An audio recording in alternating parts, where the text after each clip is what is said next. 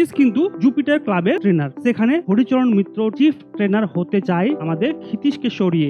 এই নিয়ে কিন্তু সে ক্লাবের বিভিন্ন মেম্বারদের সঙ্গে দলাদলি করেছে এবং শেষ অবধি ক্ষিতিশকে ক্লাব থেকে বের করে দিয়েছে, চক্রান্ত করে বের করেছে। সেই ক্ষিতিশ এবার অপমানের জবাব দেওয়ার জন্য খুঁজে পায় কোনি। এই কোনির মাধ্যমে কিন্তু ক্ষিতিশ অপমানের জবাব দেয়। এই বারণী উপলক্ষে কিন্তু গঙ্গায় কাঁচা আমের ছড়াছড়ি, কারণ এই বারণী উপলক্ষেই গঙ্গায় আম বিসর্জন দেওয়া হয়। এবার হলো গুরুত্বপূর্ণ ক্যারেক্টার বিষ্ণু চরণধর। ইনি হলেন তেল চিটচিটে একটা ছেঁড়া মাদুরের উপর হয়ে দলাই মালাই করছে, অর্থাৎ সে বডি ম্যাসাজ করছে।